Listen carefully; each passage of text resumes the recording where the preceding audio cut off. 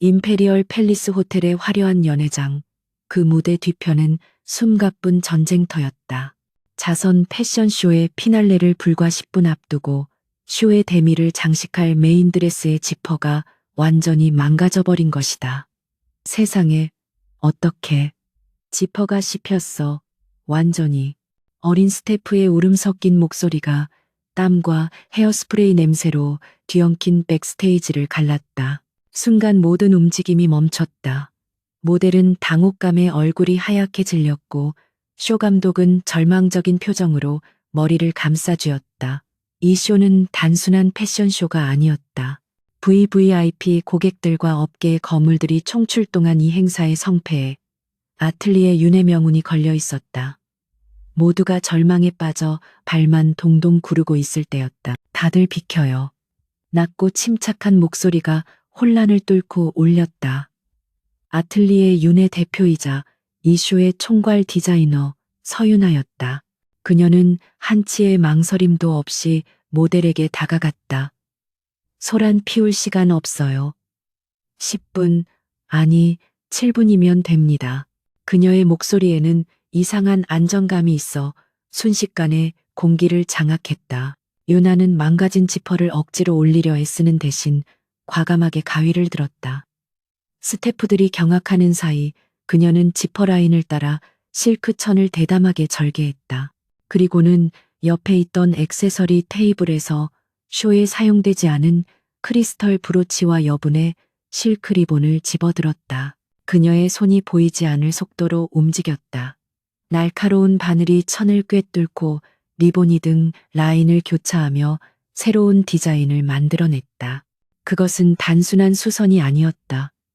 기존의 단조로운 지퍼 라인보다 훨씬 더 관능적이고 화려한 코르셋 레이스업 디자인으로 재창조되는 순간이었다. 위기가 기회로 바뀌는 마법이었다. 5분 뒤 유나는 마지막 매듭을 묶고 모델의 어깨를 두드렸다. 완벽해요. 무대 즐겨요. 모델은 거울에 비친 자신의 뒷모습에 감탄했다. 절망에 빠졌던 스태프들의 얼굴에도 경이로움이 떠올랐다. 유나는 땀 한 방울 흘리지 않은 듯한 표정으로 손을 털었다. 하지만 그녀의 내면은 겉보기와 달랐다. 이 호텔 임페리얼 팰리스는 그녀에게 지독한 장소였다. 백단향과 백합이 뒤섞인 이 특유의 향기, 귓가를 스치는 클래식 연주 소리. 모든 것이 수년 전 그날의 악몽을 생생하게 불러일으켰다. 그녀가 세상에서 가장 행복한 신부가 되었다가 가장 비참한 여자로 전락했던 바로 그날을. 같은 시각 서울의 심장부를 굽어보는 APX 그룹 본사 30층. 거대한 통유리 창으로 둘러싸인 회의실에는 얼음장 같은 정적이 흘렀다. 그래서 이게 여러분이 3개월간 밤낮 없이 매달린 결과물입니까? 강태민 회장의 목소리는 조용했지만 그 안에 담긴 냉기는 임원들의 척추를 얼어붙게 만들었다. 그의 앞에 선 임원들은 감히 고개조차 들지 못했다.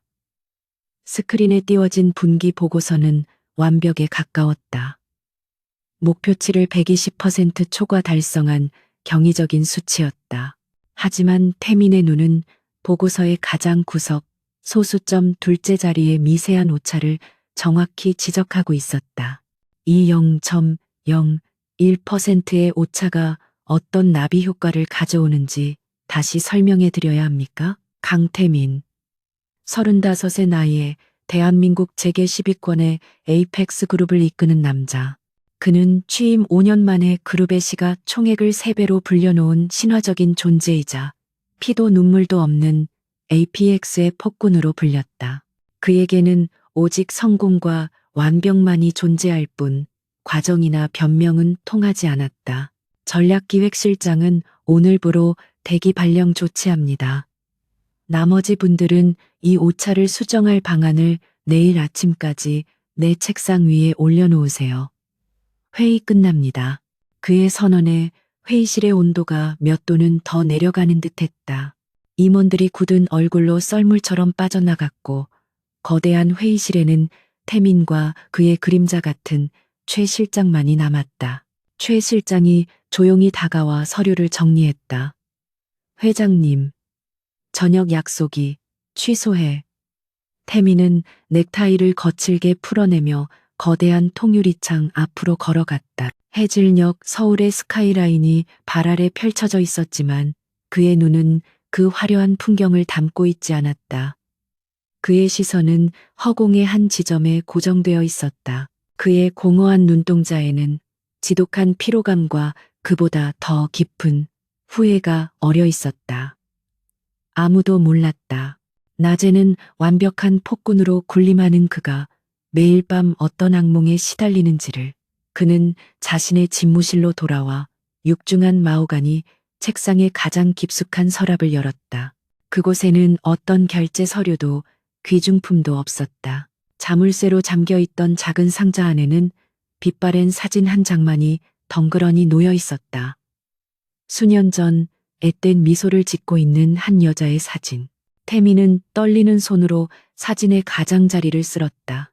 서윤아, 그가 자신의 손으로 모든 것을 망가뜨리기 전에 그의 유일했던 여자. 그날의 기억이 어김없이 그의 뇌리를 파고들었다. 완벽하게 준비된 결혼식장, 그리고 그곳에 없었던 자신. 아버지는 그에게 모든 것이 합의된 일이었다고 말했다. 그녀의 가족이 막판에 더 큰 것을 요구했고 그가 그 더러운 거래에 휘말리지 않도록 보호했다는 것이다. 그는 그 말을 믿었다.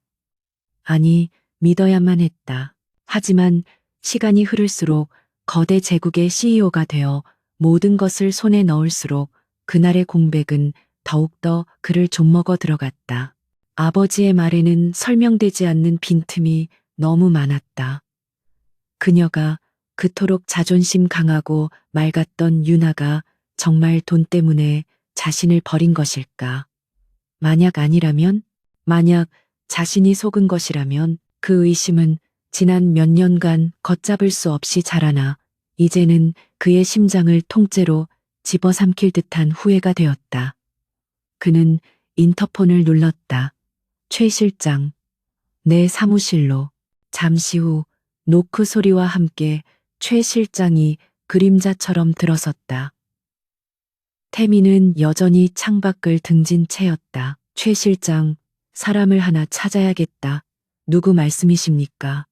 최 실장은 이미 예감한 듯 표정 변화 없이 물었다. 태민이 천천히 돌아섰다. 그의 눈은 더 이상 피로에 지친 남자의 눈이 아니었다. 목표물을 포착한 맹수의 눈빛이었다. 서윤아, 그 여자를 찾아. 최 실장의 안경 너머 눈동자가 미세하게 흔들렸다. 회장님, 그 일은 이미 수년 전에. 내 말이 농담처럼 들리나? 태민의 목소리가 으르렁거렸다. 회의실에서 임원들을 공포에 떨게 했던 그 목소리였다. 그 여자가 지금 어디서 뭘 하고 사는지 당장 알아내. 에이픽스의 모든 정보망을 동원해.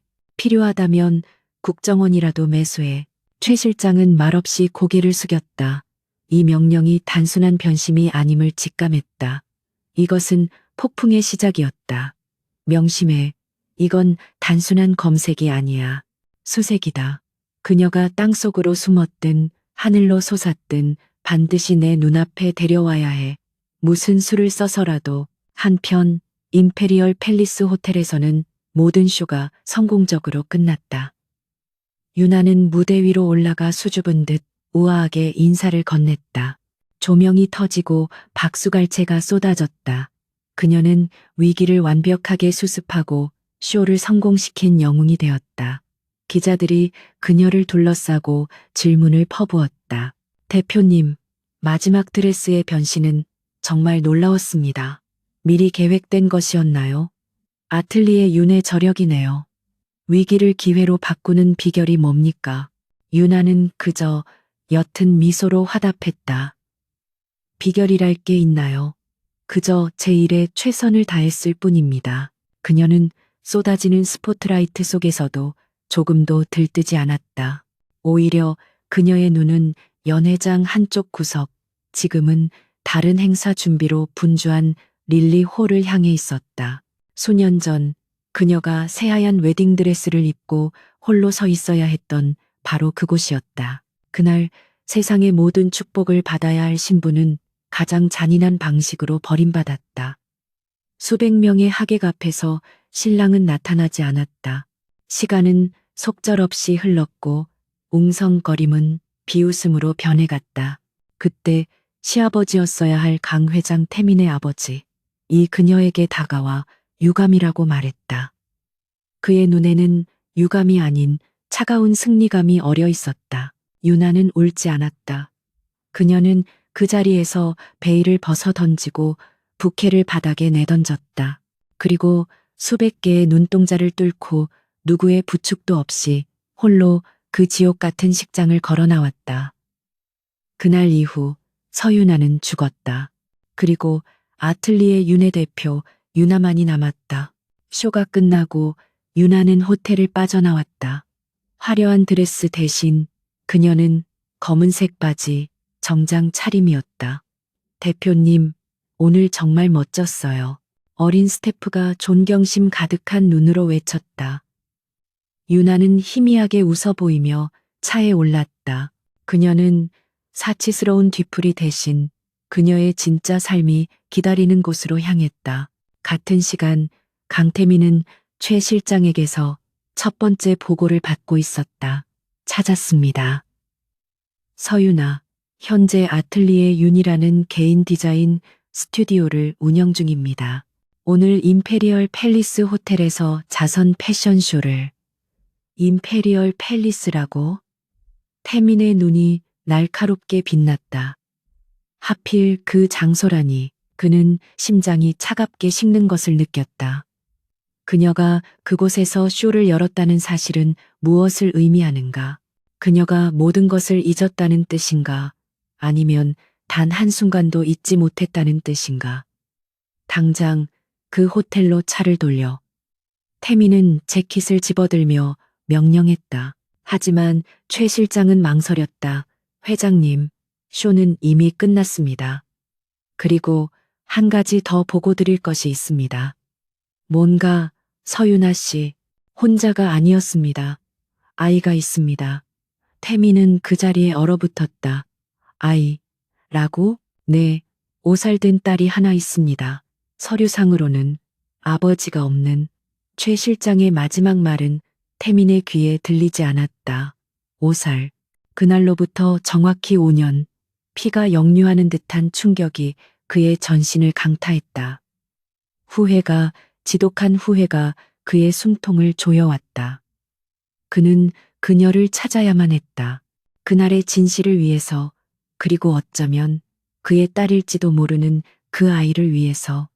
APEX 그룹의 정보력은 국가기관을 방불케 했다. 최 실장이 강태민의 명령을 받은 지 정확히 12시간 만에 서유나의 지난 5년간의 삶이 요약된 보고서가 태민의 책상 위에 올라왔다. 보고서는 두껍지 않았지만 그 내용은 태민의 심장을 꿰뚫기에 충분했다. 서유나, 아틀리에 윤의 대표. 그녀는 놀랍게도 그가 버리고 떠났던 바로 그 임페리얼 팰리스 호텔 근처 청담동의 조용한 골목에 자신만의 성을 쌓아 올리고 있었다. 상류층 VVIP들 사이에서 가장 예약하기 힘든 디자이너로 조용히, 하지만 확고하게 명성을 다져온 터였다. 그녀는 태민이나 에이펙스의 그 어떤 도움도 없이 스스로의 힘으로 재기에 성공했다. 그리고 보고서의 마지막 장, 태민이 숨을 멈추게 한 부분, 서민서, 만오세, 공란. 사진 속의 아이는 유나를 놀랍도록 닮아 있었다.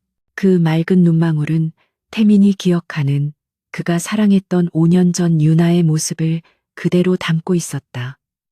5년, 그의 배신과 정확히 일치하는 시간이었다. 젠장. 태민은 보고서를 집어 던졌다. 유리잔에 부딪힌 서류가 요란한 소리를 내며 바닥으로 떨어졌다.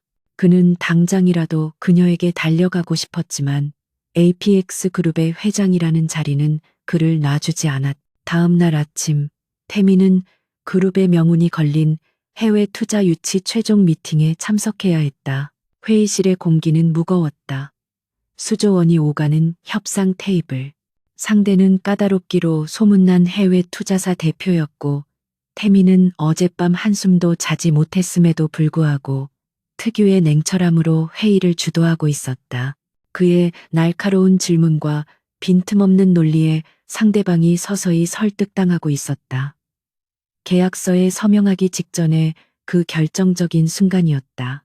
그때 태민의 손목에 있던 스마트워치가 짧게 진동했다. 최 실장에게서 온 메시지였다. 목표 서윤아, 현재 아틀리에 윤에서 포착. 금일 오후 3시 딸 서민서과 함께 근처 공원으로 이동 예정. 태민의 눈동자가 격렬하게 흔들렸다. 3시, 지금 시각은 2시 45분이었다. 잠시 실례하지. 태민이 갑자기 자리에서 일어섰다. 회의실에 있던 모든 사람들의 시선이 그에게 쏠렸다. 수조원짜리 계약을 파기할 수도 있는 돌발 행동이었다. 투자사 대표의 얼굴이 불쾌감으로 굳어졌다. 강 회장, 지금 무슨 회의는 이쯤 하지. 세부 사항은 최 실장과 조율하도록. 태민은 상대방의 말을 가차없이 끊었다. 그는 불과 1분 전까지 그토록 공들여 설득하던 사람을 마치 존재하지 않는 것처럼 무시했다. 폭군의 귀환이었다. 그는 굳어버린 임원들과 당황한 투자사 대표를 뒤로하고 성큼성큼 회의실을 빠져나갔다. 회장님, 지금 가시면. 최 실장이 다급하게 그를 따라붙었지만 태민은 엘리베이터 버튼을 누르며 차갑게 명령했다. 자네는 남아서 수습해. 그리고 내가 돌아올 때까지 내 일정은 전부 비워. 그는 더 이상 APX의 CEO가 아니었다. 그는 5년의 시간을 거슬러 올라가 진실을 확인해야 하는 한 남자에 불과했다. 청담동으로 향하는 마이바흐의 뒷좌석에서 태민은 1분 1초가 지옥처럼 느껴졌다. 그의 머릿속은 수만 가지 질문으로 폭발할 것 같았다. 그녀는 왜 하필 그 호텔 근처에 자리를 잡았을까? 그 아이는 정말 내 아이일까? 그렇다면 그녀는 지난 5년간 어떤 심정으로 그 아이를 홀로 키워왔을까? 차가 아틀리에 윤이 위치한 골목에 접어들었을 때 태민은 차를 세우게 했다. 스튜디오는 생각보다 작았지만 고풍스러운 외벽과 통유리창 너머로 보이는 화려한 드레스들이 그녀의 감각을 여실히 드러내고 있었다. 그는 차 안에서 마치 도둑이라도 된 것처럼 숨을 죽인 채 스튜디오의 입구를 지켜보았다. 얼마나 지났을까? 스튜디오의 문이 열리고 그가 그토록 그리워했던 여자가 모습을 드러냈다. 5년 전의 앳된 모습은 사라져 있었다. 대신 세련된 검은색 정장을 입은 우아하고도 강인한 한 여자가 서 있었다.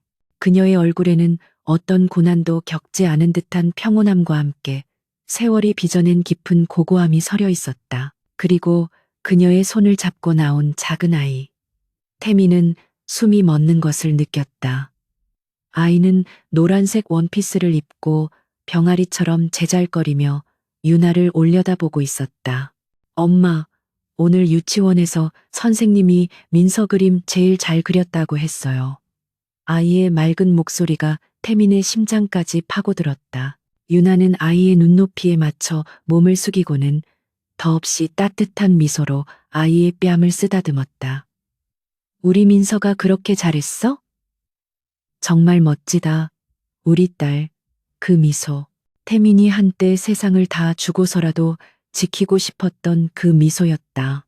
하지만 그 미소는 이제 그를 향한 것이 아니었다. 아이의 얼굴을 보는 순간 태민은 그 어떤 유전자 검사도 필요 없다는 것을 직감했다. 아이의 눈매, 굳게 담은 입술, 심지어 살짝 찡그리는 미간까지도 어린 시절의 자신을 놀랍도록 빼닮아 있었다. 그는 5년간 자신의 딸이 존재했다는 사실조차 모르고 살았던 것이다. 후회와 죄책감이 쓰나미처럼 그를 덮쳤다. 그는 더 이상 참을 수 없었다. 이성이 마비되기 전에 본능이 그를 움직였다. 그는 차문을 거칠게 열고 그녀를 향해 걸어갔다. 한 걸음, 한 걸음 내디딜 때마다 심장이 발밑으로 꺼지는 듯했다. 엄마, 저 아저씨 누구야? 아이가 먼저 그를 발견하고 유나의 옷자락을 잡아당겼다. 유나는 아이의 말에 고개를 들었다. 그리고 그녀의 시선이 태민과 마주쳤다. 시간은 그 순간 정지했다. 유나의 얼굴에서 모든 빛이, 모든 온기가 순식간에 사라졌다. 그녀의 눈은 5년 전 그를 사랑했던 여자의 눈이 아니었다. 그녀의 눈에는 이 세상의 모든 경멸과 증오, 그리고 차가운 무관심이 담겨 있었다. 그녀는 마치 길거리에서 더러운 것을 본 듯한 표정으로 그를 위아래로 훑어보았다. 태미는 얼어붙은 채 아무 말도 할 수 없었다. 유나. 수천 번을 연습했던 그 이름이 겨우 목구멍을 비집고 나왔다. 그 이름이 불리는 순간 유나는 본능적으로 아이를 자신의 등 뒤로 숨겼다. 마치 맹수로부터 새끼를 보호하려는 어미처럼. 민서야, 먼저 스튜디오에 들어가 있어. 엄마 금방 갈게. 그녀의 목소리는 얼음장처럼 차가웠다. 아이는 겁먹은 눈으로 태민을 한번 쳐다보고는 재빨리 스튜디오 안으로 뛰어들어갔다. 문이 닫히고 골목에는 두 사람만이 남았다. 유나가 그를 향해 한 걸음 다가섰다. 태민은 그녀에게서 익숙한 향수 냄새 대신 날카롭고 이질적인 프로페셔널한 향기를 맡았다. 그녀는 완벽하게 다른 사람이 되어 있었다. 여긴 어쩐 일이시죠? 강태민 회장님. 그녀는 회장님이라는 단어에 조소를 담아 힘주어 말했다. 유나야, 나는 그게. 태민은 평생을 군림해온 왕이었지만 지금은 그녀 앞에서 길을 잃은 아이에 불과했다. 그 아이, 내 아이야. 그가 가장 묻고 싶었던, 하지만 가장 잔인한 질문이 튀어나왔다. 유나의 입가가 비웃음으로 일그러졌다. 당신 아이, 웃기지 마. 이 아이는 내 딸이야, 서민서. 당신과는 아무 상관없는 내 딸이라고. 하지만 5년 그날, 당신이 신랑 없이 나를 세상의 웃음거리로 만든 그날 말인가? 유나는 한치의 물러섬도 없이 그의 눈을 똑바로 쏘아붙였다. 그녀의 눈빛은 그 어떤 비난보다 더 고통스럽게 태민의 심장을 난도질했다. 제발, 5분만, 아니, 1분만이라도 얘기 좀 해. 오해가 있었어. 태민이 애원하듯 한 걸음 다가가려 하자 유나가 손을 들어 그를 제지했다. 그녀의 눈에는 이제 증오를 넘어선 완전한 경멸이 자리하고 있었다. 오해? 당신의 그 오해 때문에 내 인생이 어떻게 됐는지 알아? 이제 와서 뭘 더 어쩌겠다는 거지? 보상이라도 하겠다는 건가? 당신의 그 더러운 돈, 난 필요 없어. 그녀는 싸늘하게 돌아섰다. 잠깐, 유나야. 태민이 다급하게 그녀의 팔을 붙잡았다. 5년 만에 처음으로 닿은 그녀의 살결은 불에 댄 듯 뜨거웠다. 유나는 마치 벌레에 닿은 듯 경악하며 그의 손을 뿌리쳤다. 내 몸에 손대지 마, 역겨우니까. 그 말은 태민에게 사형 선고와도 같았다. 한 번만 더 내 앞에 나타나거나 내 따라 이 근처에 얼씬거리면 그땐 내가 가진 모든 것을 걸고 당신을 고소할 거야. 스토킹, 접근 금지, 뭐든. 당신이 APX의 회장이든 뭐든 상관없어. 여긴 내 구역이니까 당장 꺼져. 유나는 마지막 말과 함께 스튜디오 안으로 사라졌다. 육중한 철문이 닫히는 소리가 마치 그의 심장이 닫히는 소리처럼 텅 빈 골목에 울려 퍼졌다. 태미는 그 자리에 망부석처럼 서 있었다. 그녀의 차가운 거절은 그의 가슴에 남아있던 일말의 희망마저 산산조각 냈다. 그는 그녀가 울며 매달리거나 적어도 그날의 진실을 궁금해할 것이라 생각했다. 하지만 그녀는 그에게 어떤 변명의 기회조차 주지 않았다. 그녀에게 강태민은 이미 완벽하게 죽은 사람이었다. 그러나 그녀의 그 격렬한 거부는 오히려 태민의 의심을 확신으로 바꾸어 놓았다. 저토록 강한 증오, 그것은 단순한 배신감 때문만이 아니었다. 그 속에는 5년간 골마 터진 상상조차 할 수 없는 고통과 억울함이 담겨 있었다. 태민은 주먹을 쥐었다. 손톱이 살을 파고들어 피가 배어 나왔지만 그는 고통을 느끼지 못했다. 그는 차로 돌아와 운전석에 앉았다. 그의 눈은 더 이상 후회와 슬픔에 젖어 있지 않았다. 분노와 그보다 더 강한 결의로 불타고 있었다. 그녀의 말이 맞았다. 그는 5년 전 모든 것을 망쳐버린 죄인이었다. 최 실장, 그는 전화를 걸었다. 지금부터 내 아버지 강만중 회장의 5년 전 모든 행적을 다시 조사해. 그날 결혼식 날 그가 어디서 무얼 했는지 누구를 만났는지 관련된 모든 사람, 모든 통화 기록, 계좌, 내역, 먼지 한 톨까지 남기지 말고 전부 다.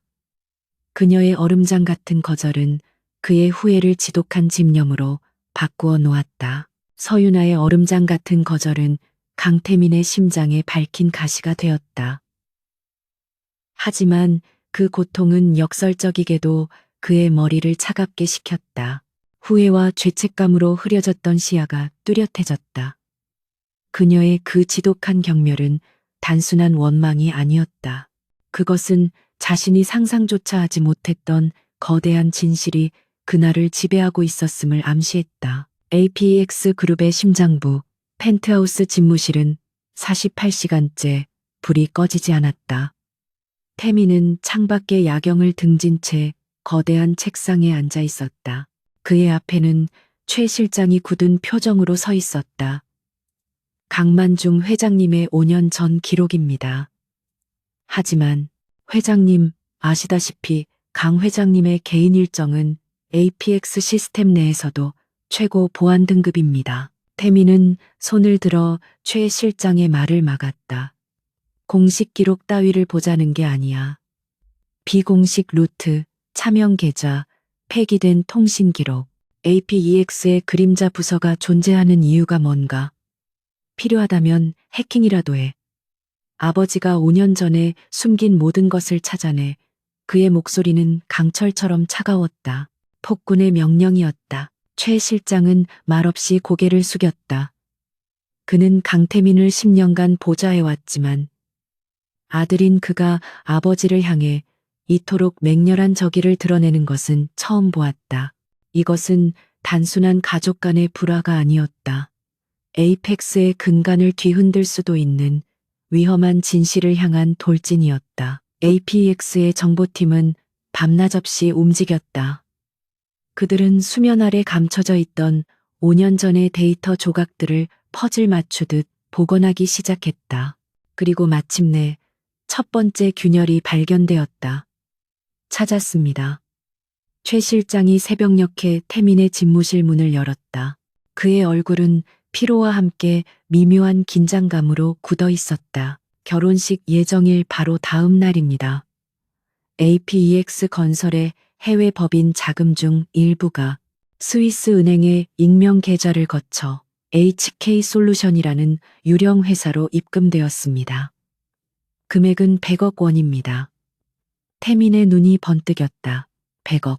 한 개인의 입을 막거나 도피시키기에는 너무나도 거대한 금액이었다. HK솔루션?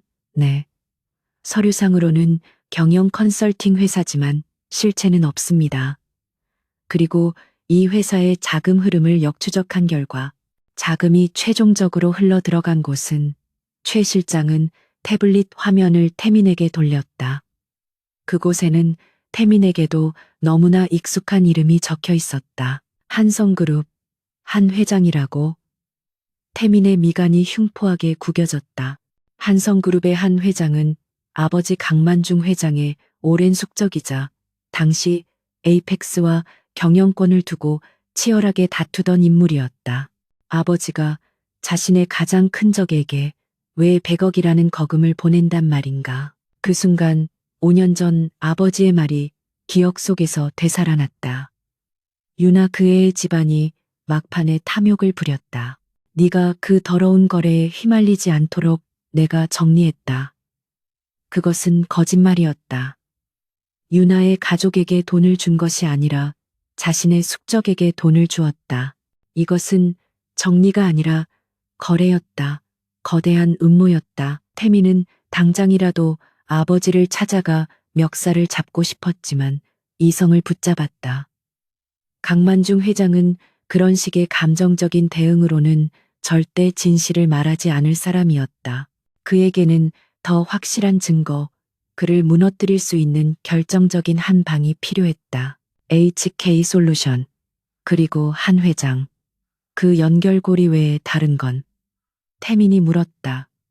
자금의 일부 약 1억 원 정도가 개인에게 흘러들어간 정황이 포착되었습니다. 당시 회장님의 개인 운전기사였던 박 기사입니다. 그는 결혼식 일주일 뒤 업무 태만을 사유로 해고되었고 그 직후 거액의 퇴직금을 받고 잠적했습니다. 박 기사, 태민은 그 이름을 기억했다. 10년 넘게 자신의 차를 몰았던 과묵하지만 신뢰할 수 있는 남자였다. 그런 그가 업무 태만으로 해고되었다. 모든 조각이 하나의 끔찍한 그림을 향해 맞춰지고 있었다. 아버지가 자신의 숙적과 손을 잡고 자신의 최측근을 매수해 무언가를 꾸몄다. 그날 밤 태민은 본가인 평창동 저택을 찾았다. 수십 년간 권력의 상징으로 군림해온 그 저택은 여느 때처럼 위압적이고 고요했다. 강만중 회장은 서재에서 바둑판을 내려다보고 있었다. 늦은 밤에 어쩐 일이냐? 회사에 무슨 문제라도 생겼나? 그의 목소리는 아들을 대하는 것이 아니라 부하 직원을 대하는 듯했다. 궁금한 것이 있어 왔습니다. 태미는 서론 없이 본론으로 들어갔다. 5년 전 제 결혼식 날 아버지께서는 정확히 무엇을 하셨습니까? 강 회장의 손이 잠시 멈칫했다. 그는 천천히 고개를 들었다. 그의 눈은 아들의 눈과 놀랍도록 닮아 있었지만 그 안에는 온기 대신 차가운 계산만이 번뜩였다. 이미 끝난 일을 새삼스레 들추는 이유가 뭐지? 그 천박한 계집이라도 다시 만났나? 서유나 씨입니다. 그리고 아버지가 말씀하신 정리가 한성그룹의 한 회장에게 100억을 주는 것이었습니까? 서재의 공기가 얼어붙었다. 강 회장의 눈빛이 순식간에 차가워졌다. 네가 감히 나를 뒷조사한 게냐? 분노가 아닌 서늘한 경고였다. 네가 지금 앉아있는 그 자리, 내가 만들었다는 것을 잊지 마라. 태민아. 한 회장 거는 비즈니스였다. 그쪽에서 우리의 약점을 물고 늘어졌고 나는 그룹을 지키기 위해 최소한의 비용을 지불했을 뿐이다. 약점이요? 유나가 약점이었습니까? 태민이 따져 물었다. 아니면 제가 약점이었습니까? 강 회장은 자리에서 일어났다. 그는 태민에게 다가와 아들의 어깨를 강하게 움켜쥐었다. 너는 에이펙스의 주인이 될 놈이다. 그런 하찮은 계집에게 발목 잡혀서는 안 됐다. 나는 내 아들을 보호한 거다. 그날의 일은 잊어. 그것이 너와 나 그리고 APX를 위한 최선이다. 강 회장의 눈에는 한치의 죄책감도 없었다. 오직 자신의 행동에 대한 확신과 오만함만이 가득했다. 태민은 그제야 깨달았다. 아버지는 자신을 속인 것이 아니었다. 아버지는 진심으로 그것이 옳은 일이라 믿고 있었다. 자신의 행복 따위는 그룹의 이익 앞에서 언제든 폐기될 수 있는 부속품에 불과했다. 아버지께서는 제게서 모든 것을 빼앗아 가셨습니다. 태민이 낮은 목소리로 읊조렸다. 유나뿐만 아니라 제 아이까지도. 아이? 강 회장의 눈썹이 처음으로 꿈틀거렸다. 그래, 그 계집이 네 아이라도 낳았단 말이냐? 그렇다면 더더욱 잘된 일이다. 그런 불분명한 핏줄이 APX의 앞길을 막아서는 안 되지. 그 순간 태민의 가슴 속에 남아있던 마지막 존경심마저 산산조각 났다. 그는 아버지를 노려보았다. 그것은 아들의 눈빛이 아니었다. 모든 것을 빼앗긴 자의, 모든 것을 되찾기 위해 무엇이든 할 수 있는 자의 눈빛이었다. 저는 아버지께서 하신 말씀을 확인해 봐야겠습니다. 제 방식대로 태민은 저택을 뒤로하고 차에 올랐다. 그는 더 이상 아버지의 아들이 아니었다. 그는 서유나와 그의 딸 서민서의 편에 서기로 결심했다. 최 실장, 지금 당장 한 회장에게 연락해 APEX가 한성그룹의 차기 주력 사업인 송도바이오 단지 입찰에 전면적으로 뛰어들 거라고. 그리고 그가 거절할 수 없는 제안을 하나 해. 태민의 눈이 칠흑 같은 어둠 속에서 번뜩였다. 내가 5년 전 HK 솔루션에 대해 알고 있다고 전해. 진실을 말하면 입찰에서 발을 뺄 것이고 침묵하면 한성그룹을 통째로 삼켜버리겠다고. 동시에 그는 다른 지시를 내렸다. 잠적한 박 기사 반드시 찾아내 지구 끝까지 쫓아서라도 내 앞에 데려와. 강만중 회장의 오만한 부인은 태민의 의심을 지옥 불같은 확신으로 바꾸어 놓았다. 그는 이제 진실을 밝히는 것을 넘어 아버지의 오만함에 대한 대가를 치르게 할 생각이었다. 그 첫 번째 단계는 아버지의 오랜 숙적이었던 한 회장의 입을 여는 것이었다. 태민은 기꺼이 적과 손을 잡을 준비가 되어 있었다. 유나는 아틀리에 작업 테이블에 앉아 있었지만 그녀의 손은 평소와 달랐다. 며칠 전 그 끔찍한 골목에서의 만남 이후로 그녀의 손은 미세하게 떨리고 있었다. 5년간 굳게 닫아두었던 판도라의 상자가 강태민이라는 남자에 의해 억지로 열려버렸다. 평온했던 일상에 거친 파문이 일고 있었다. 그녀는 스케치북에 연필을 놀렸지만 아무것도 그려지지 않았다. 머릿속은 온통 그 남자의 얼굴과 그의 마지막 절규로 가득 차 있었다. 내 아이야? 그 한마디가 5년의 세월을 비웃듯 그녀의 심장을 후벼 팠다. 그는 어떻게 감히 그런 질문을 할 수 있었을까? 모든 것을 버린 것은 그 자신이었으면서. 엄마, 작업실 문이 빼꼼히 열리고 민서가 노란색 잠옷을 입은 채로 고개를 내밀었다. 평소라면 벌써 꿈나라에 있어야 할 시간이었다. 민서, 왜 아직 안 자고? 유나는 애써 떨림을 감추고 부드러운 목소리를 내려 했지만 목소리가 제대로 나오지 않았다. 아이는 그날의 충격을 엄마보다 더 예민하게 받아들이고 있었다. 민서는 유나의 무릎으로 다가와 그녀의 손을 꼭 잡았다. 아이의 작은 손은 따뜻했지만 그 눈망울은 5살 아이답지 않게 깊은 불안감으로 흔들리고 있었다. 엄마, 그날 그 아저씨, 엄마 울렸어? 아이는 태민을 화나게 한 아저씨로 기억하고 있었다. 유나는 가슴이 미어지는 것 같았다. 아니야, 민서야.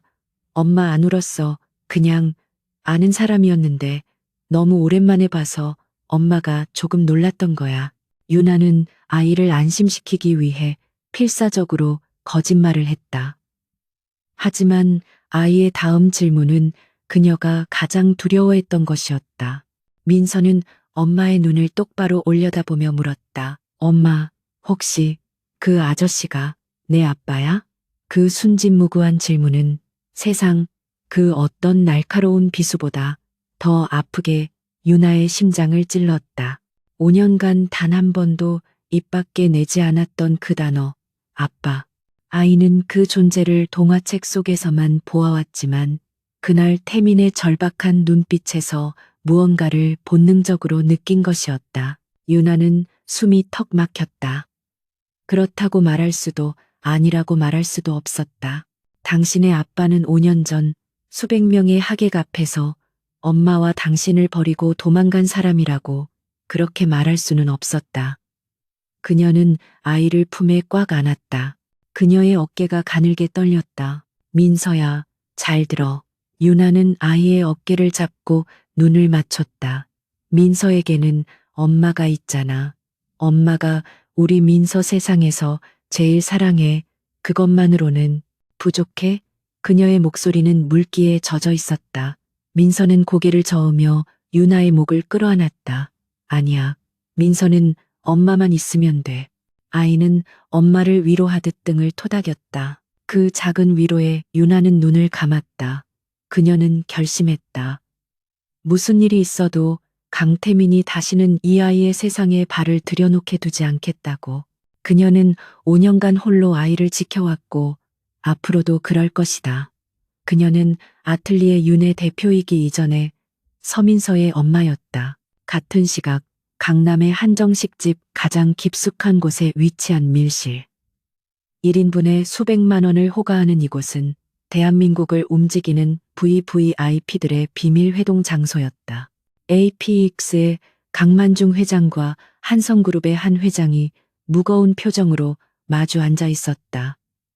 밖의 화려함과 달리 방 안의 공기는 살얼음판 같았다. 먼저 침묵을 깬 것은 한 회장이었다.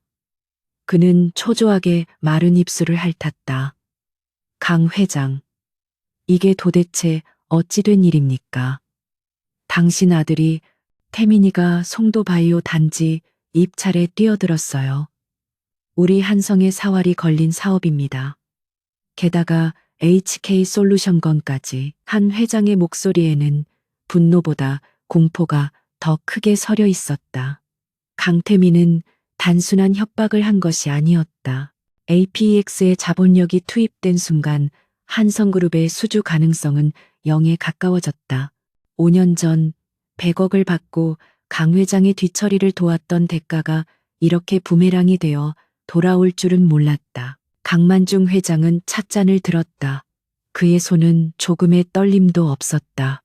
그는 분노한 것이 아니라 경멸하고 있었다. 진정하게, 한 회장, 내 아들 놈이 잠시 철없는 반항을 하는 것뿐이니.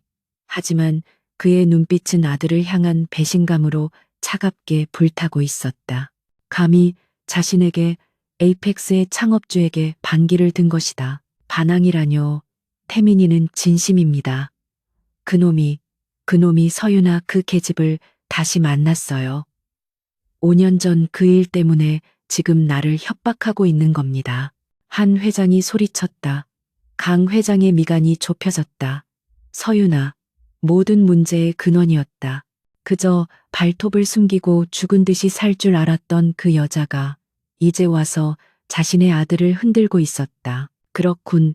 강 회장이 찻잔을 내려놓았다. 탁 소리가 방 안을 울렸다. 결국 그 계집이 문제였어. 내 아들이 그토록 성공적으로 독립적인 디자이너가 된 여자에게 다시 정신이 팔렸단 말이지. 그의 목소리는 뱀처럼 낮고 차가워졌다. 그렇다면 그 독립적인 기반을 흔들어주면 되겠군. 한 회장은 그 말의 의미를 즉시 알아차렸다. 하지만 강 회장, 태민이가 가만히 있지 않을 겁니다. 그 여자를 건드리면 직접 건드리지 않아. 우리는 그저 합법적인 절차를 밟을 뿐이야. 강 회장이 비열한 미소를 지었다. 작은 아틀리에 하나 무너뜨리는 건 벌레 한 마리 잡는 것보다 쉬워. 세무당국에 익명의 제보를 넣게. 탈세 혐의로. 그리고 한 회장 자네는 자네가 가진 모든 인맥을 동원해서 아틀리에 윤과 거래하는 모든 원단 공급처와 유통망을 압박해 저절로 말라 죽게 만드는 거야. 돈줄이 막히고 명예가 실추되면 제 아무리 강한 여자라도 무너지게 되어 있어. 강 회장은 창밖의 어둠을 바라보았다. 이것은 단순히 서윤아를 향한 공격이 아니었다. 아들 강태민을 향한 경고였다. 네가 아끼는 것을 내가 얼마든지 부술 수 있다는 잔인한 과시였다. 태민이에게도 가르쳐 줘야지. 감히 애비에게 칼을 겨눈 대가가 무엇인지. 그리고 그 계집에게도 APEX의 안주인 자리를 넘본 대가가 얼마나 처참한지 말이야. 그 시각 유나는 잠든 민서의 머리를 쓰다듬고 있었다. 아이의 평화로운 얼굴을 보며 그녀는 다시금 마음을 다잡았다. 하지만 그녀의 가슴 한구석에서 불안감이 싹트고 있었다. 강태민과의 만남은 끝이 아니었다. 그것은 거대한 폭풍의 전조에 불과했다. 그녀는 그 폭풍이 자신뿐만 아니라 자신의 소중한 딸까지 집어삼킬 수도 있다는 것을 예감했다. 한편 강만중 회장은 한정식 집을 나오며 수행 비서에게 전화를 걸었다. 김 비서, 아틀리에 윤서유나 대표. 그 여자에 대한 정리를 시작하게. 내일 아침 신문 일면에 그녀의 이름이 오르내리는 일은 없어야 해. 아주 조용히 하지만 철저하게 숨통을 조이는 거야. 그의 목소리에는 일말의 망설임도 없었다. 거대한 음모의 톱니바퀴가 다시 돌기 시작했다. 폭풍은 예고 없이 찾아왔다. 며칠간의 불안감이 채가시기도 전 아틀리에 윤은 그야말로 일상적인 아침에 거대한 공격을 받았다. 대표님, 지금 국세청에서 나왔습니다. 수석 디자이너의 다급한 목소리가 평화롭던 스튜디오의 공기를 갈랐다. 서윤아는 디자인 스케치에 몰두해 있다가 고개를 들었다. 검은 정장을 입은 남자 4명이 마치 약속이라도 한 듯 무표정한 얼굴로 사무실에 L 특별 세무조사 영장입니다. 서윤아 대표님 맞으시죠? 지금부터 5년간의 모든 회계 장부와 컴퓨터, 하드디스크를 압수하겠습니다. 그들의 목소리는 감정 한 톨 섞이지 않은 기계음 같았다. 윤아는 순간 숨이 멎는 것을 느꼈다. 5년간 그녀는 단 한 번의 탈세나 불법 없이 오직 실력과 정직함으로 아틀리에를 이끌어왔다. 이것은 정상적인 조사가 아니었다. 누군가가 자신을 겨냥해 쏜 명백한 저격이었다. 그녀의 머릿속에 강만중 회장의 오만한 얼굴이 스쳐 지나갔다. 무슨 근거로? 윤아가 차갑게 물었지만 조사관의 리더는 코웃음을 쳤다. 익명의 제보가 있었습니다. 거액의 탈세 혐의, 협조하지 않으시면 공무집행 방해로 현장에서 체포할 수도 있습니다. 이것은 조사가 아니라 협박이었다. 직원들은 공포에 질려 하얗게 변했다. 윤아는 주먹을 꽉 쥐었다. 하지만 불행은 한꺼번에 몰려왔다. 조사관들이 스튜디오를 뒤집어 놓는 동안 그녀의 개인 휴대폰이 쉴 새 없이 울리기 시작했다. 윤아 대표, 미안하게 됐네. 이번 시즌 이탈리아 실크 공급은 어려울 것 같아. 우리도 갑자기 본사에서 5년간 가장 신뢰했던 공급처의 전화였다. 그 전화를 끊자마자 다음 전화가 울렸다. 서 대표님, 정말 죄송합니다. 저희가 갑자기 대출 만기가 이번 달 발주 대금을 현금으로 완납해 주시지 않으면 잠깐만요, 박 사장님, 여태까지 거래가 있는데. 하지만 상대방은 이미 전화를 끊어버린 후였다. 3번째, 4번째, 전화는 모두 똑같은 내용이었다. 하루아침에 모든 원단 공급이 끊기고 모든 거래처가 대금 상환을 압박해왔다. 이것은 우연이 아니었다. 누군가가 그녀의 숨통을 조이기 위해 거대한 그물을 던진 것이었다. 돈줄과 손발을 동시에 묶어버리려는 치밀한 계획이었다. 설상가상으로 VVIP 고객들을 관리하는 실장의 얼굴이 사색이 되어 달려왔다. 대표님, 큰일 났어요. 지금 고객들 사이에서 이상한 소문이 돌고 있어요. 우리 아틀리에가 디자인을 도용했고 재정 상태가 위험해서 곧 부도가 날 거라는. 윤아는 그제야 모든 조각이 맞춰지는 것을 깨달았다. 세무조사, 공급망 차단, 그리고 악의적인 소문. 이것은 그녀를 사회적으로 매장시키려는 완벽한 시나리오였다. 그녀는 강태민의 등장이 가져온 최악의 결과를 직시했다. 이것은 그의 아버지가 보낸 아들의 여자에게 보내는 잔인한 경고장이었다. 같은 시각 APX 그룹 본사. 강태민은 자신의 집무실에서 실시간으로 아틀리에 윤을 향한 공격을 보고받고 있었다. 최 실장의 보고는 짧았지만 그 내용은 태민의 분노를 들끓게 하기에 충분했다.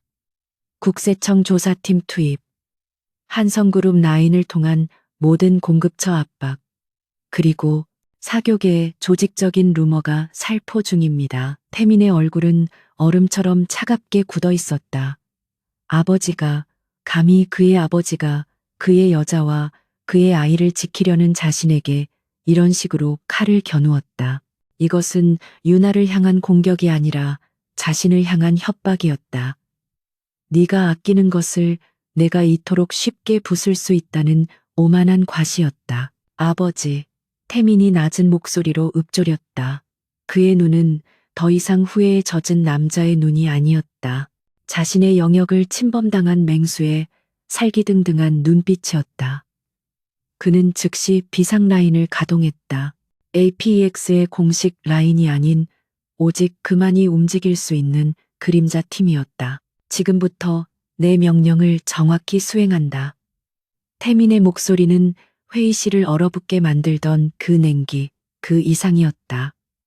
법무팀, 국세청에 투입된 조사관들의 신원과 배경을 파악해 절차상의 하자를 찾아내고 익명 제보의 출처를 역추적해 언론에 흘릴 준비를 해 국세청의 무리한 표적 수사로 프레임을 잡아 그는 잠시 숨을 골랐다. 전략기획팀, 한성그룹의 압력으로 돌아선 모든 공급처 리스트를 입수해 그리고 그들에게 연락해 APX의 새로운 럭셔리 패션 브랜드 런칭 파트너로 그들을 검토 중이라고. 단 한성그룹과 계속 거래할 시에는 영원히 APX의 적이 될 거라고 조언해. 이것은 전쟁이었다. 아버지가 구시대적인 방식으로 폭력을 행사했다면 태민은 현대적인 방식의 자본과 정보로 상대를 압도할 생각이었다. 그는 유나에게 그 어떤 피해도 가게 할 수 없었다. 그는 그녀에게 직접 다가갈 수 없었기에 그녀가 모르는 거대한 방패가 되기로 결심했다. 태민의 반격은 즉각적이고 치명적이었다. 아틀리에 윤에 들이닥쳤던 국세청 조사관들은 자신들의 상부로부터 알 수 없는 압력을 받기 시작했다. APX 법무팀이 찾아낸 절차적 하자들이 언론중재위원회를 통해 흘러나갔고 여론이 악화될 조짐을 보이자 조사팀은 압수수색을 중단하고 철수할 수밖에 없었다. 몇 시간 전만 해도 유나의 목을 조르던 공급처 사장들은 이제 반대로 그녀에게 전화를 걸어 사정하기 시작했다. 대표님, 오해였습니다. APX, 아니, 그게 아니라 저희가 착오가 있었습니다. 원단은 내일 아침 바로 보내드리겠습니다. 그들은 한성그룹보다 거대한 공룡인 APEX의 그림자를 본 것이었다. 유나는 혼란스러웠다. 불과 몇 시간 만에 모든 것이 정상으로, 아니 그 이상으로 돌아오고 있었다. 그녀를 덮쳤던 거대한 파도가 거짓말처럼 물러갔다. 그녀는 이것이 자신의 힘이 아님을 알았다. 이 보이지 않는 손. 그녀는 이 거대한 힘의 실체를 직감했다. 강태민. 그녀는 그에게서 벗어나고 싶었지만 결국 그의 영향력 아래에 갇혀버린 듯한 무력감에 휩싸였다. 그가 자신을 보호했다는 사실이 그녀의 자존심을 더욱 비참하게 만들었다. 그녀는 그가 만든 새장 속에 갇힌 새가 된 기분이었다. 그녀는 이 모든 것을 끝내고 싶었다. 한편 태민은 유나의 사업을 보호하는 동시에 5년 전 진실의 마지막 조각을 맞추고 있었다. 최 실장은 APX의 모든 정보망을 동원해 잠적했던 박 기사의 행방을 추적했다. 그리고 마침내 그가 숨어있는 곳을 찾아냈다. 강원도의 한적한 어촌 마을이었다. 최 실장은 헬기를 타고 직접 그곳으로 날아갔다. 박 기사는 5년의 세월 동안 완전히 다른 사람이 되어 있었다. 한때 강 회장의 신임을 받던 엘리트 기사는 지금은 알코올에 중독된 채 낡은 컨테이너 박스에서 살고 있었다. 그는 최 실장을 보자마자 귀신이라도 본 듯 경기를 일으켰다. 누구시오? 나는 아무것도 몰라. 돈은 다 썼어. 그는 5년간 지독한 죄책감과 공포에 시달린 듯 보였다. 최 실장은 그에게 다가가지 않고 차가운 목소리로 말했다. 박 기사님, 우리는 강만중 회장 사람이 아닙니다. 강태민 회장님께서 보내셔서 왔습니다. 태민, 도련님, 박 기사의 눈이 공포로 흔들렸다. 강태민 회장님은 진실을 알고 싶어 하십니다. 5년 전 그날 당신이 도련님을, 아니 회장님을 어디로 데려갔는지, 그리고 그 대가로 무엇을 받았는지. 최 실장은 박 기사에게 위조된 신분증과 해외 도피용 비행기 표가 담긴 봉투를 내밀었다. 당신의 증언이 필요합니다. 강만중 회장의 소나기에서 벗어나 새 삶을 살 수 있는 마지막 기회입니다. 이대로 여기서 썩어갈지 아니면 진실을 밝히고 자유로워질지 선택하십시오. 박 기사는 떨리는 손으로 봉투를 바라보았다. 그의 눈에 눈물이 고이기 시작했다. 그는 5년간 매일 밤 악몽을 꾸었다. 그날 아침 강만중 회장이 건넨 약병과 정신을 잃어가는 태민을 억지로 차에 태웠던 그 순간을 그는 모든 것을 털어놓을 준비가 되어 있었다. 내가 다 말하겠소. 그날 강 회장님이 도련님께. 최 실장은 박 기사의 떨리는 목소리를 녹음기에 담으며 즉시 태민에게 전화를 걸었다. 회장님, 찾았습니다. 그리고 각오하셔야겠습니다. 우리가 상상했던 것보다 훨씬 더 끔찍합니다. 태민은 전화를 끊고 창밖의 어둠을 노려보았다. 이제 진실을 확인할 시간이었다. 그리고 심판의 시간이었다. APX 그룹 소유의 안가. 강원도 어촌에서 헬기로 극비리에 이송된 박 기사는 5년 전에 말쑥하고 신임받던 운전기사의 모습은 온데간데 없었다. 그는 수염도 깎지 못한 초췌한 얼굴로 벼랑 끝에 몰린 쥐처럼 강태민의 눈치만을 살폈다. 태민은 그에게 다가가지 않았다. 집무실 중앙에 선 그는 얼음장 같은 목소리로 신문을 시작했다. 5년 전 그날 결혼식 당일 아침부터 저녁까지 당신이 한 일을 1분 단위로 말해 단 하나의 거짓말도 용납하지 않아. 박 기사는 바닥에 무릎이라도 꿇을 기세로 바들바들 떨며 입을 열었다. 그의 목소리는 지독한 죄책감과 공포로 갈라져 나왔다. 회장님, 그날 아침 강만중 회장님께서 동이 트기도 전에 저를 개인 서재로 부르셨습니다. 그는 강 회장이 자신에게 작은 갈색 약병과 두툼한 현금 봉투, 그리고 편도 비행기 표가 든 서류 봉투를 주었다고 고백했다. 그리고 절대로 거부할 수 없는 딸아이의 목숨이 담보된 명령을 내렸다고 했다. 도련님, 아니, 태민 회장님께서 아침에 드실 주스에 이걸 타라고 하셨습니다. 정신을 잠시 몽롱하게 만드는 약이라고. 박 기사는 차마 태민의 눈을 마주치지 못하고 고개를 떨궜다. 그리고 태민이 한 걸음 다가서자 박 기사는 비명을 지르듯 외쳤다.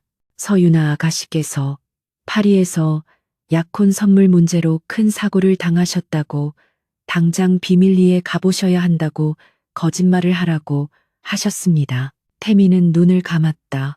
지옥 같은 퍼즐의 마지막 조각이 맞춰졌다. 그는 자신의 의지로 결혼식장을 떠난 것이 아니었다. 그는 아버지에 의해 납치당했던 것이다. 그날의 기억이 안개처럼 떠올랐다. 극심한 두통, 이상한 무기력증, 그리고 유나가 위험하다는 말에 이성을 잃고 차에 올랐던 자신의 모습. 그래서 정신이 몽롱한 나를 차에 태우고 어디로 갔지? 태민의 목소리는 분노를 넘어선 차가운 공허함으로 가득 찼다. 김포공항 개인 경납고였습니다. 강 회장님이 미리 준비해둔 파리행 개인 전용기가 있었습니다. 회장님 휴대폰은 그 자리에서 강 회장님 비서에게 넘겼습니다.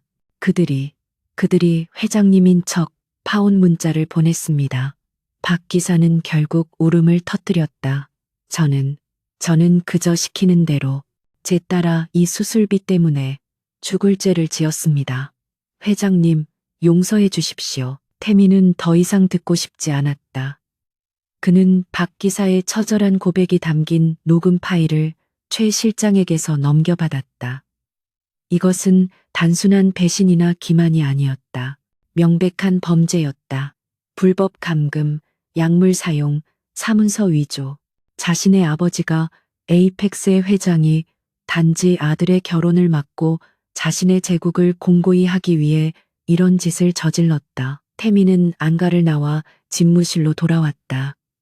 그의 안에는 활화산 같은 분노가 들끓었지만 그의 이성은 그 어느 때보다 얼음처럼 차가워졌다. 강만중 회장은 그를 아들이 아닌 자신의 야망을 위한 체스판의 말로 여겼다. 그렇다면 자신도 그를 더 이상 아버지로 대접할 필요가 없었다. 그는 괴물을 잡기 위해 기꺼이 괴물이 될 준비가 되어 있었다. 그는 즉시 APX 그룹의 긴급 이사회를 소집했다. 명분은 송도 바이오 단지 입찰 관련 긴급 안건 및 그룹 지배구조 개편이었다. 한성그룹과의 갈등이 최고조에 달한 이 시점에 모든 이사진과 감사들이 참석할 수밖에 없는 거부할 수 없는 명분이었다. 물론 명예회장 직함으로 여전히 마쿠에서 군림하던 강만중 회장과 주요 이해관계자로 특별 초청된 한성그룹의 한 회장도 포함해서 한 회장에게는 오늘 이사회에서 내가 입찰 포기를 선언하고 HK솔루션건을 덮어주겠다고 전해 5년 전의 비밀을 지켜주는 대가로 태민이 최 실장에게 지시했다. 그리고 아버지께는 제가 모든 것을 포기하고 백기를 들 것이라고 아버지의 마지막 조언을 구하는 자리라고 말씀드려. 두 마리의 늙은 여우를 동시에 사냥터로 유인하는 완벽한 미끼였다. 다음 날 오후 APX 그룹 30층 대회의실. 수십 명의 이사진과 감사들이 모인 가운데 강만중 회장은 상석에서 여유롭고 오만한 표정으로 아들을 기다리고 있었다. 한 회장은 그 옆에서 안도와 초조함이 뒤섞인 표정으로 앉아 있었다. 그들은 모두 감히 아버지에게 반기를 들었던 아들이 결국 무릎을 꿇는다고 믿고 있었다. 회의실 문이 열리고 강태민이 들어섰다. 하지만 그의 표정은 패배자의 것이 아니었다.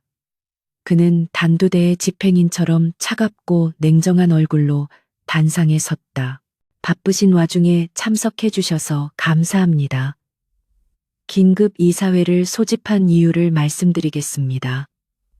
안건은 그룹 경영쇄신 및 중대 범죄 행위에 연루된 경영진에 대한 영구 축출건입니다. 강만중 회장의 얼굴이 순간 굳어졌다. 강태민, 지금 장난하는 게냐? 송도 바이오 단지건이나 바이오 단지는 이미 중요하지 않습니다. 강만중 명예회장님, 태민은 명예라는 단어에 경멸을 담아 힘을 주었다. 그는 스크린에 첫 번째 자료를 띄웠다.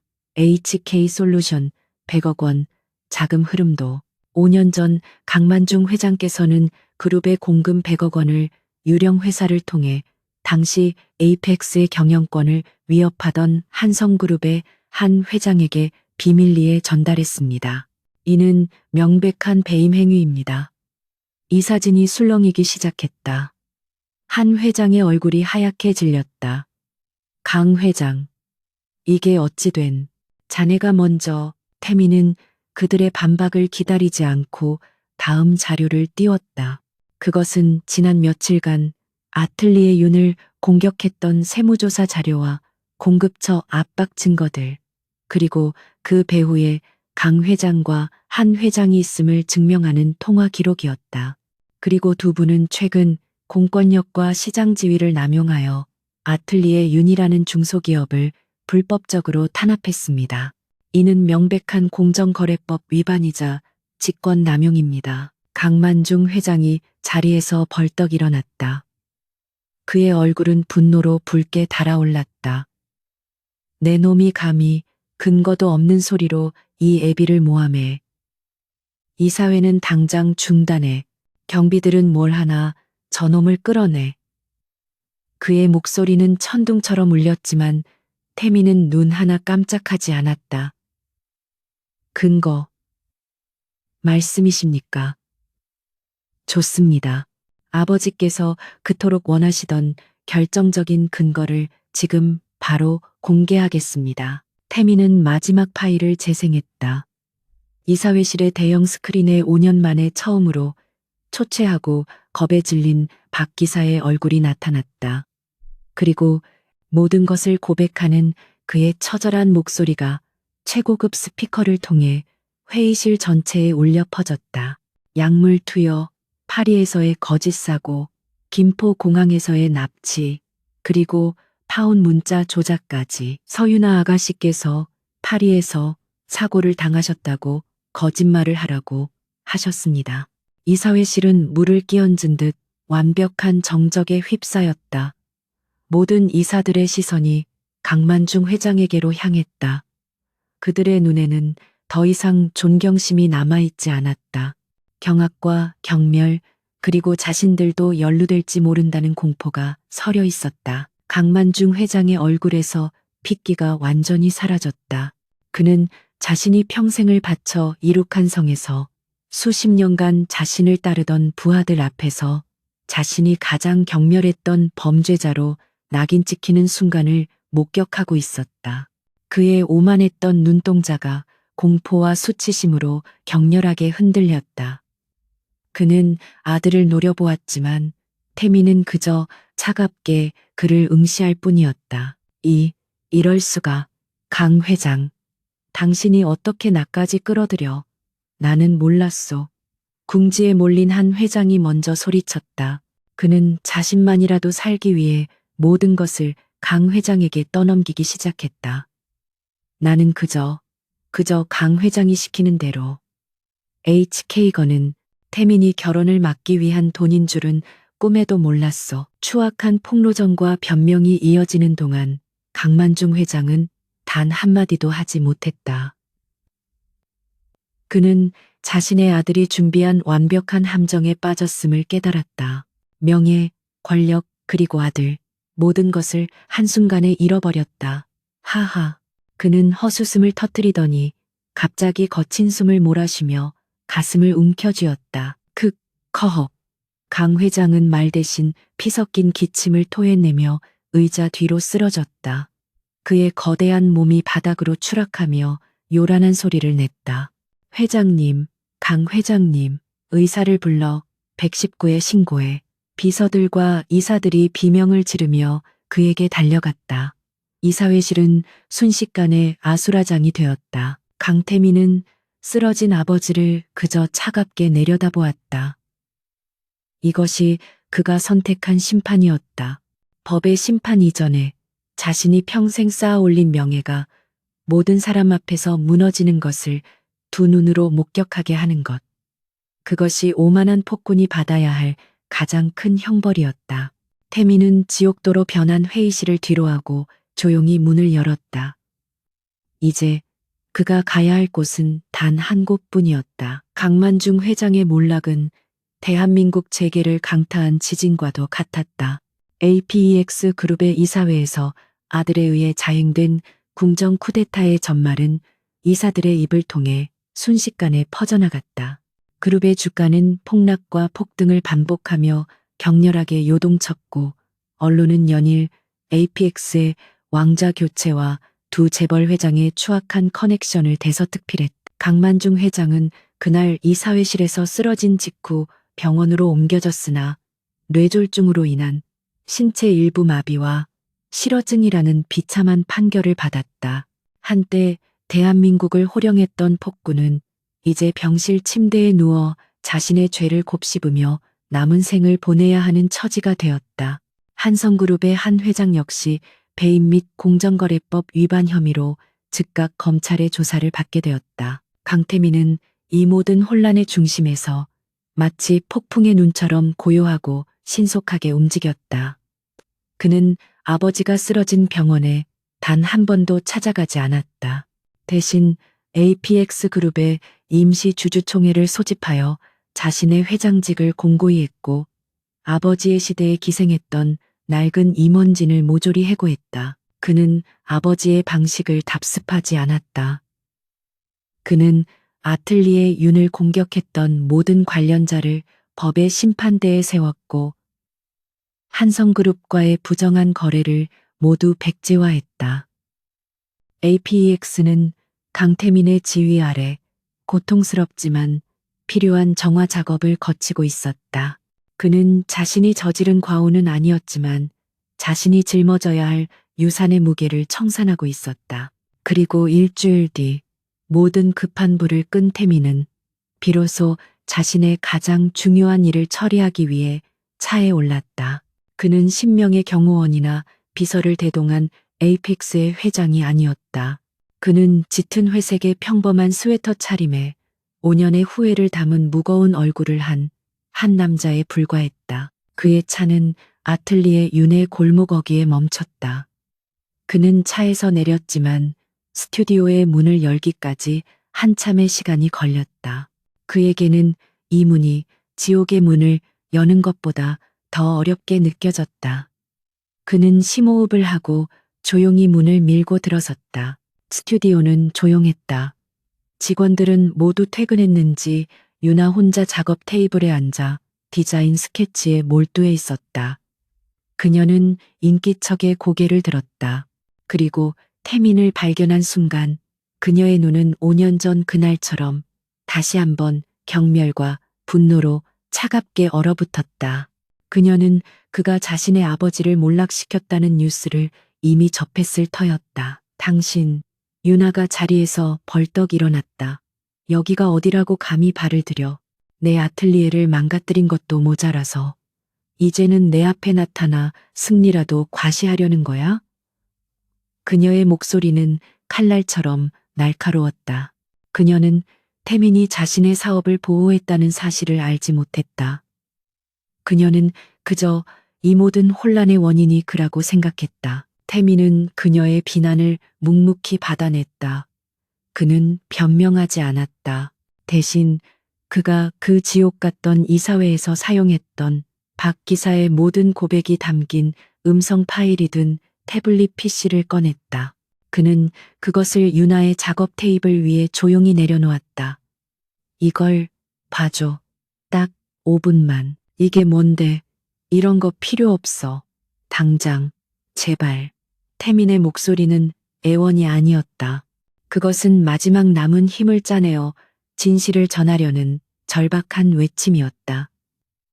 그의 눈에는 CEO의 오만함 대신 5년간의 지독한 후회와 고통이 담겨 있었다.